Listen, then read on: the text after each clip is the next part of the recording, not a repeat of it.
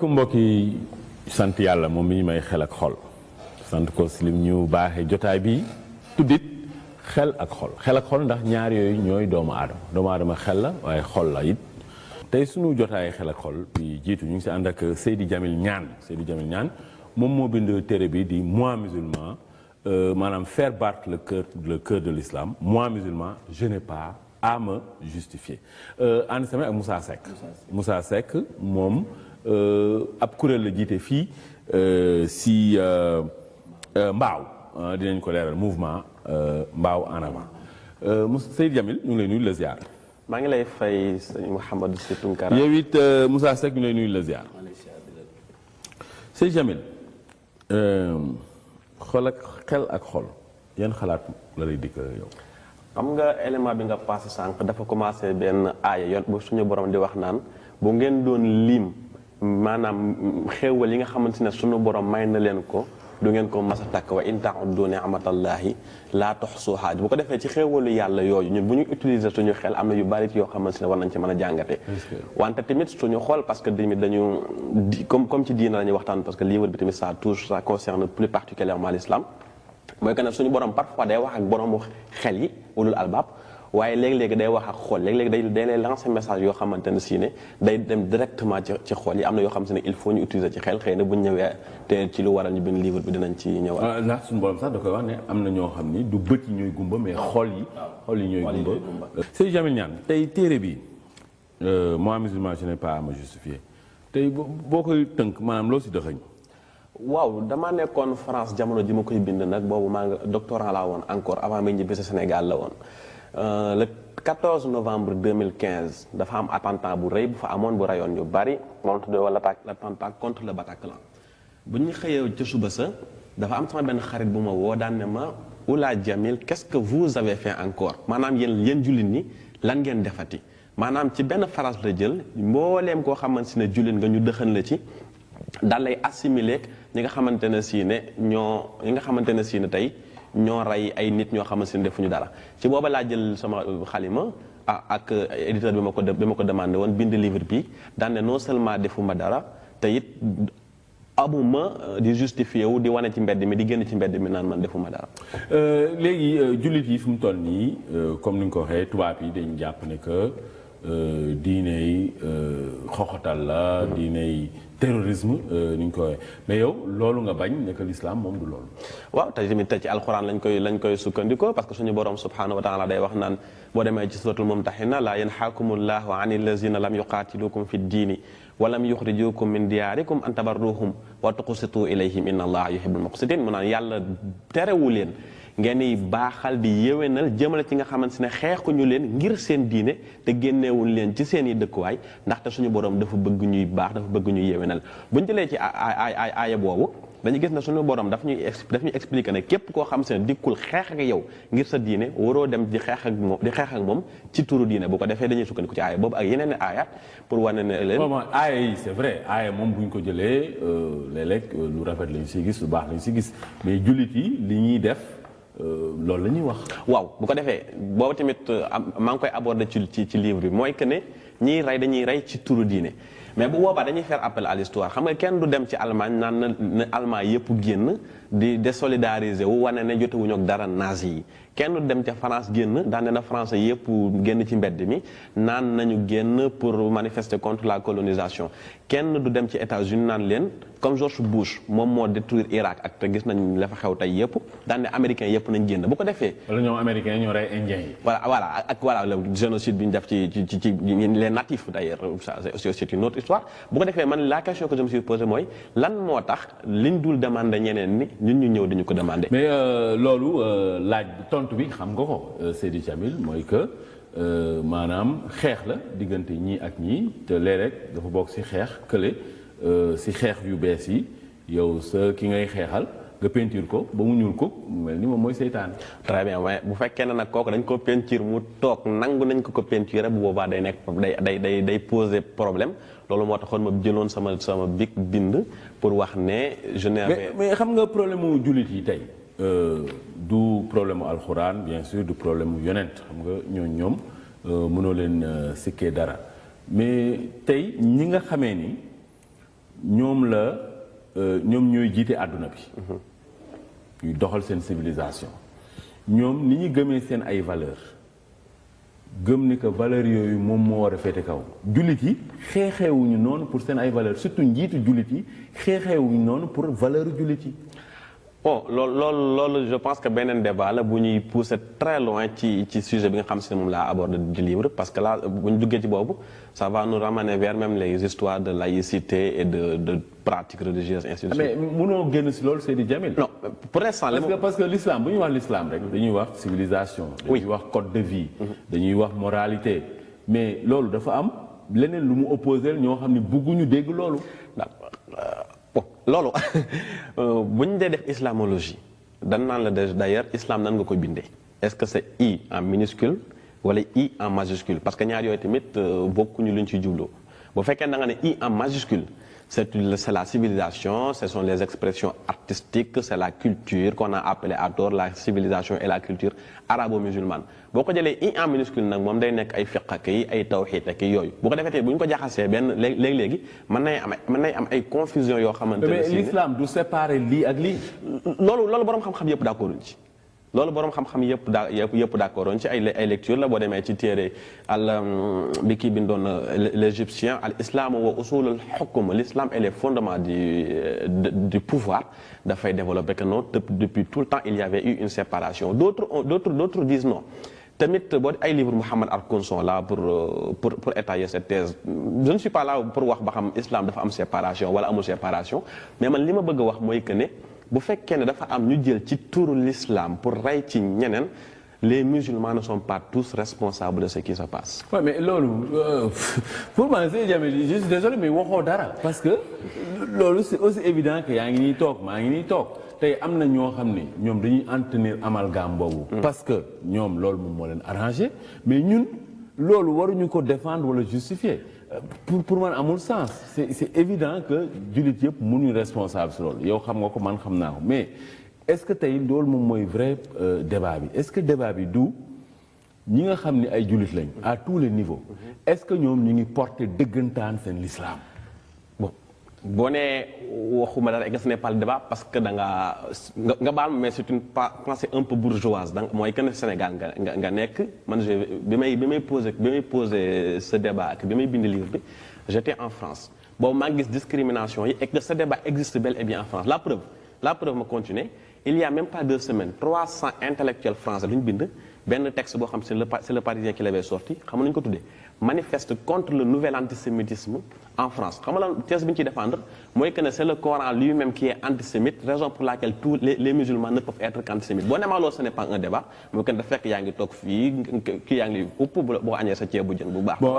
mais ceux qui sont là-bas. D'accord vivent de ça. très bien man 11 septembre 2001 Amérique la ma fekk. donc débat yooyu man xam naa ko bon dama si doon bindee tout ça mais pour man encore une fois suñu nangoo ñenn ñi indi ñu si seen i débat ñoom seen ay problématiques sociétales ñoom seen bopp ñun boobaa ñun ñooy tooñ suñu bopp ñun tey lan moo war a nekk suñu problème mooy est-ce que jullit yi fépp fu ñu mënati nekk niveau bu ñu mënti nekk ak lu ñu mënti am ak lu ñu mënti xam est-ce que ñu ngi porter dëggantaan l'islam tey loolu mooy vrai débat bi tey je donne un exemple simple tubaab yi dañuy ñëw taxaw ñoom ay Emmanuel Macron ne Afrique dañuy am problème civilisationnel ñoom seen civilisation ñoom moom la ñuy doxal ñoom nëbbuñu ko droits humains yi ñuy wax mooy ay droits humains européens ñoom nëbbuñu ko seen ay civilisation moom la ñuy doxal ñoom ni ñuy soloo ñoom ni ñuy lekkee ñoom ni ñuy waxee pour ñoom loolu moo war a doxal àdduna moo war a nekk logiciel bi doxal àdduna mais ñun jullit yi ñun africains yi ñun ñoo ñëwul taxaw nag ne attention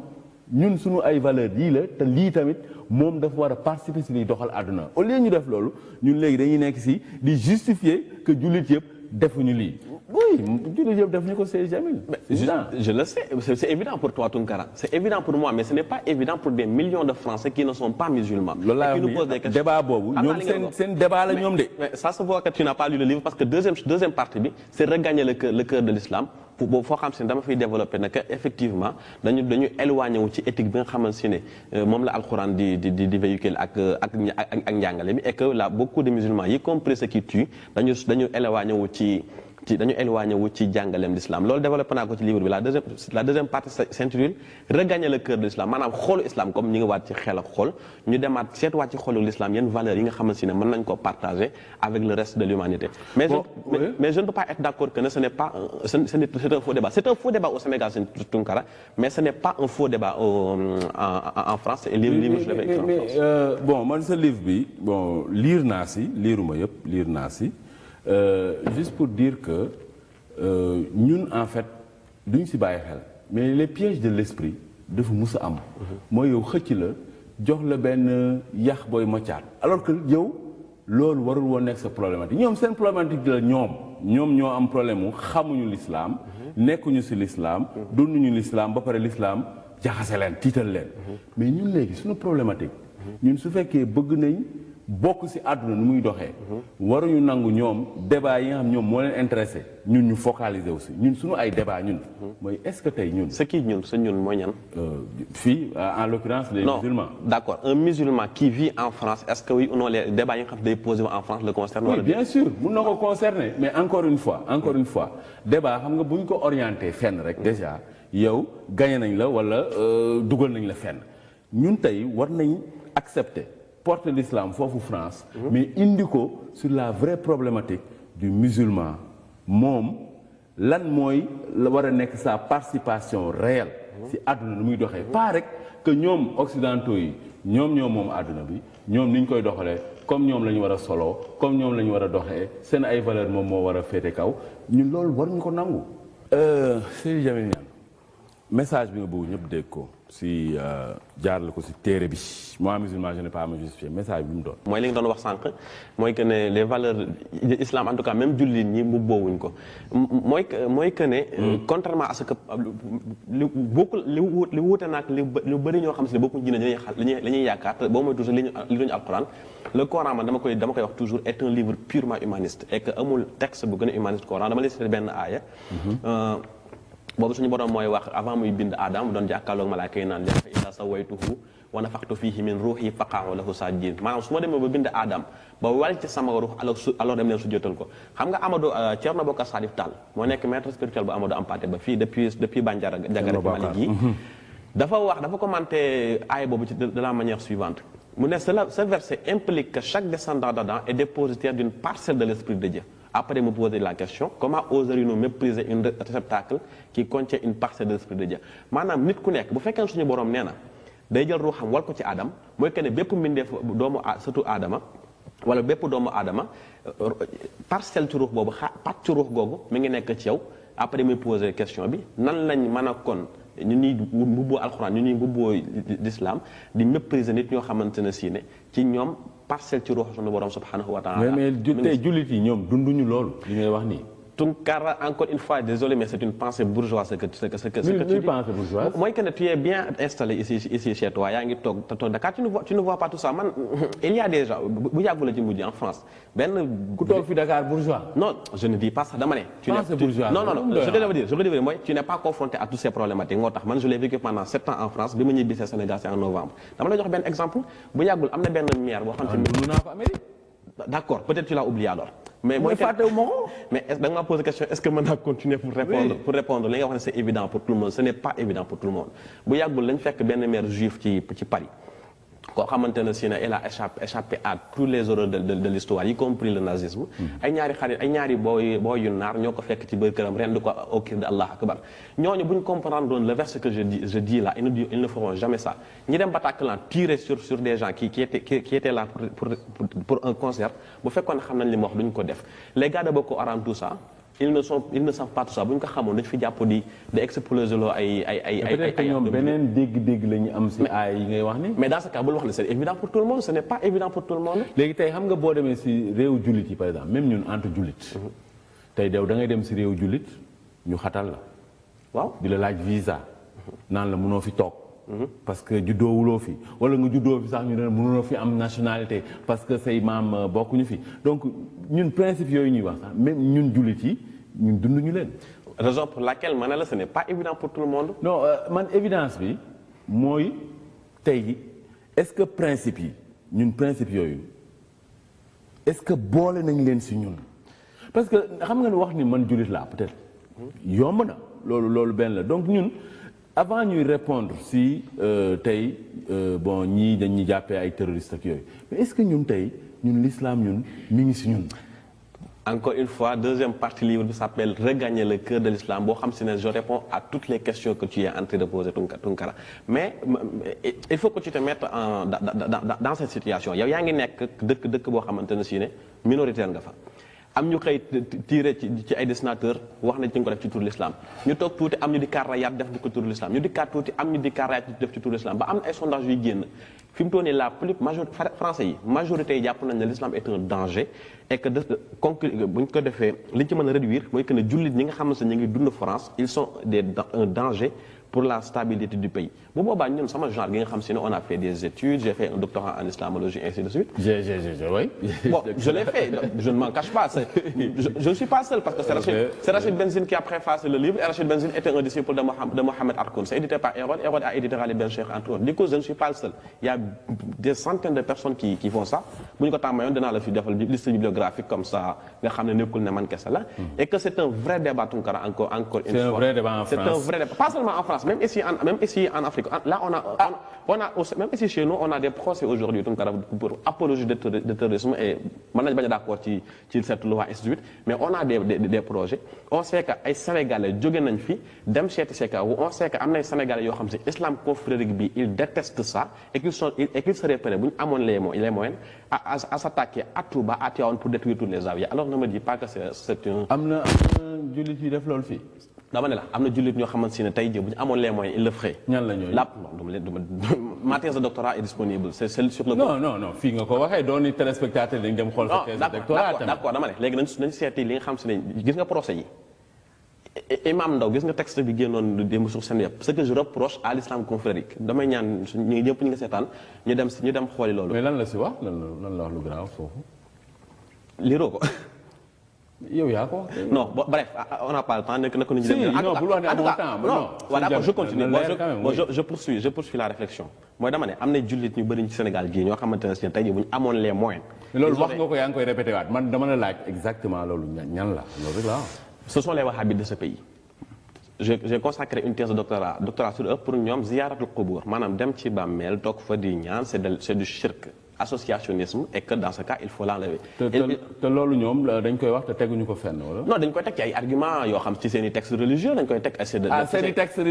religieux valable quoi yow de disqualifié nga leen. non je ne dis pas que c'est valable. ou c'est pas valable seen i textes religieux. non c'est Tounkara yaa ma gën a xam ne ci islam dafa am ay ixtilaaf imam Malik ci boppam ci giiram léeg-léeg Ibn Qasim day wax lii. ki def Sharh al-Muwatta Zurqaani dikk ne ko d'accord ma ci ak yow par exemple Zurqaani boo ko lire ci Muwatta danaan la jullit ñi bu ñuy jullee dañoo war a def nii l'immense majorité des Malikiens ne sont pas d'accord avec lui ci biir ngiru Imam Malik dafa am ay ixtilaaf même ci biir tariqa tijaan nga xam je connais un peu plus dafa am ay ixtilaaf ci biir diine ji dafa am ay divergences. ay fiqh la nga may wax ay julli nii tout ça yooyu yëfu fiqh la. dama la joxe exemple bi nga xam si ñi ñuy seetaan dinañ ko mën a comprendre. mais mën naa la joxe benn exemple. par exemple est-ce que nit mën na ñaan ci barke yonent bi. ba ma fi mujjee Sénégal ci kanam on avait discuté de ça. dama laaj ko Ahmed Lo il va te dire non benn jullit amul droit ñaan ci barke yonent bi. dama laaj ko Ahmed Lo dama laaj ko. est-ce que am na wala ay argument am la yor pour. non am na ay argument yi day appuyer ci ay textes yoo. voilà c'est juste ça peut-être que ñun foofu li ñu soxla mooy un peu moins de radicalisme de part et d'autre. nit ñi xaw a gën a dal tuuti parce que l'islam diine digg dóom la daal. du diine teengal du diine diisal ndax gën mi ne wax na ko yassiru wala tu'assiru de leen yombal te bu leen. xam nga ki bokk ci ñi développé diine histoire diine digg dóom boobu man comme je suis chercheur man damay constater avant may de juger. c'était un Youssouf al-Qaradawi bon bari na ñu ko fonk. mais c'est moom moo doon wax gars yi ci benn téereem bu tudd fiqhul jihad jógee leen fii ngeen dem defi jihad contre Bachar al-Assad c'est ce que Daesh est en train de faire. du coup tamit c'est une histoire très compliquée. très bien yooyu yëpp xam nga l'islam moom fu mu toll nii dëgg-dëgg xaw na kéemaane.